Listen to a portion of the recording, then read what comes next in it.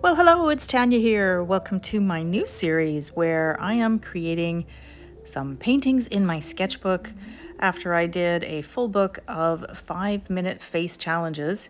And now I'm trying to do the painting of them in watercolor in less than an hour and then hopefully over time get even faster at it. Now, the whole point of this is to share the process if you want to do it as a tutorial, but also to give you a little bit of insight into doing your own creative work and not feeling like everything has to be perfect all the time. In fact, part of why I have my channel is because I want to demystify that a little bit and let you know that if you're just starting or even if you're a professional artist, there are going to be days when paintings aren't, so great. But the whole point is you're having fun, you're learning something new, and that is part of what the series is all about. So just to start, you can see I've got my pencil drawing down. If you are new to doing watercolors and you want to just play around, then you can copy something from a copyright-free site, or you can find a picture and trace it, or whatever works for you. Now, what you see me doing here is actually an underpainting, and I'm using a very diluted amount of phthalo blue and just blocking in for myself actually where I want to see some of the shadows.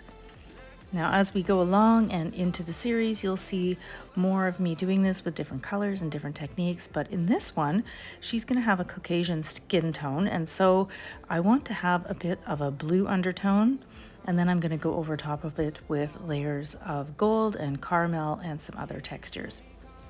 So that's what we're going to do. And also just a quick reminder to keep these videos short. I will be doing some parts of it in fast forward.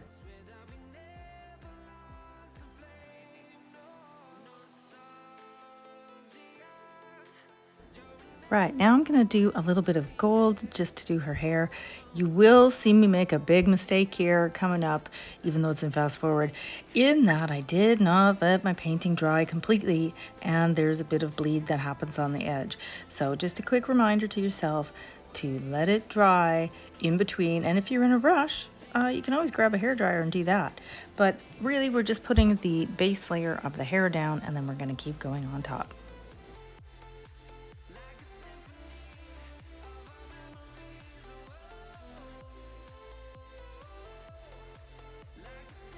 I am using the Core Quinacridone Gold for the hair, and now I'm going to begin to layer it over top of the blue, and you see that we are going to begin to build up some layers. Now, of course, it's going to look a little green because we've got yellow going over a blue, but don't worry, the more layers you put on, the more it's going to look like a natural skin.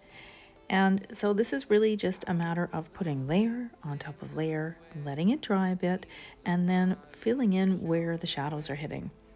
If you're not familiar with where the light goes and how the shadows go, just grab yourself a reference photo and use that. I find sometimes that I even forget, so it's a really great thing to do to just have a reference photo in front of you, and then you can see and sort of approximate where the shadows will go.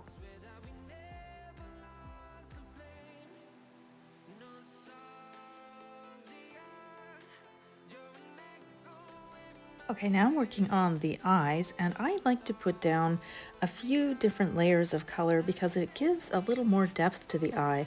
You will find as you begin to experiment and play that if you just use one solid color, it can make the eyes look kind of lifeless and dead, so always a good idea to layer up. You start with your lightest colors and then begin to put on top. And so for this, I wanted actually a gold and yellow, and then I'm going to layer some more colors on top of it. With the lips, it's always fun to just put some vertical lines, and you can approximate sort of where the wrinkles and the natural folds of the lips are. And the more you go over it, the more you can fine-tune the details.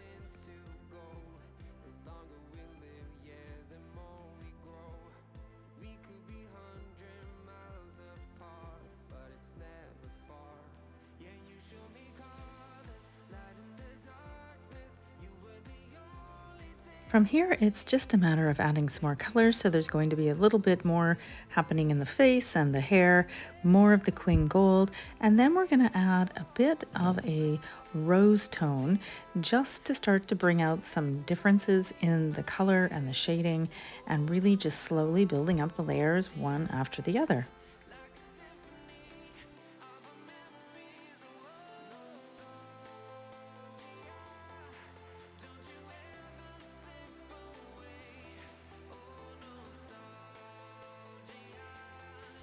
And here we're going to do another layer on the eyes. I'm using sort of a darker greeny teal, and I'm going to just put some on the edges.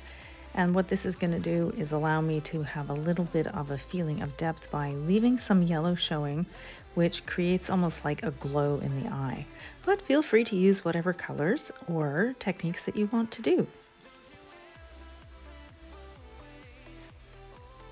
Let's add some more detail to the lips. I'm putting a darker red now, and you'll see that when you begin to layer up, you can see where the shadows and the highlights are. And I love taking a little bit of the excess that's on my brush and sometimes using it as a shadow. So you can see that popping in under the lips, on the side of the face, and a little bit underneath the eyes.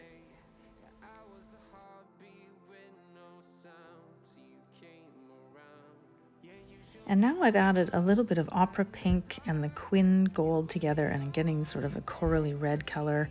It's quite pretty, and just covering the whole lip in it and making sure that I put a little bit extra on the edges and just through the center.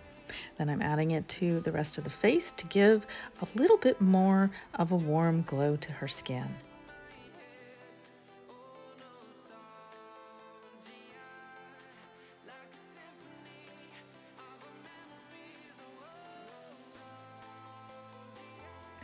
Now you remember in the beginning where we had that blue, you don't see it anymore, but you do get a little bit of a hint of the undertone, like under the nose, around the chin and on the cheeks, and it just gives a little bit more life and depth into the skin. So I really like that technique, and I highly suggest giving it a try. Now for now, we're just going to keep on adding some layers, and then we're gonna get in and do some fine detailing in the eyes and add some eyebrows.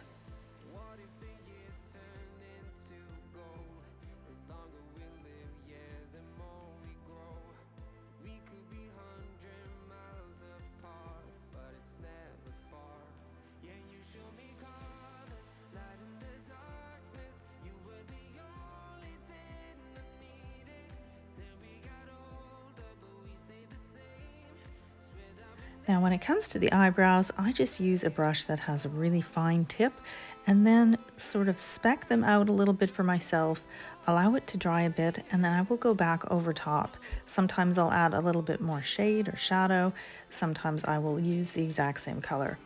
And another thing I love to do, as you'll probably notice, is when there's a little bit of that color in my brush, it will sometimes go into some of the skin areas and use it as a bit of shadow, popping some in the ears there.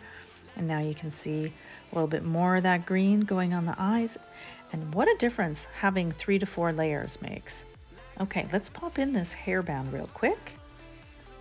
And we're really getting a feeling of her character coming to life a little bit. Now, nothing special here, just make sure that you have a little bit of shadow closer to the ear, gives a bit more depth. And remember that this is a painting we're doing in less than an hour, so we're not going to spend tons of time getting everything perfect. I think she's looking pretty good, and we're just going to finish touching it up with a little bit of color into the eyes to give them a sort of a three-dimensional area. And we're going to add some eyelashes and a bit of shadow, and then she is pretty much close to being done.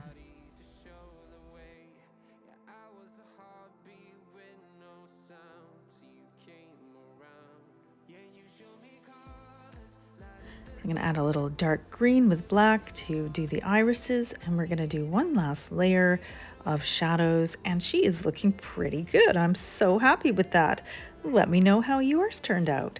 There she is. That's the final painting. And hey, thanks for sticking with me through the first tutorial in this series. There will be more to come. And thanks so much for being here. If you enjoyed it, please give me a thumbs up, and I will catch you guys in the comments.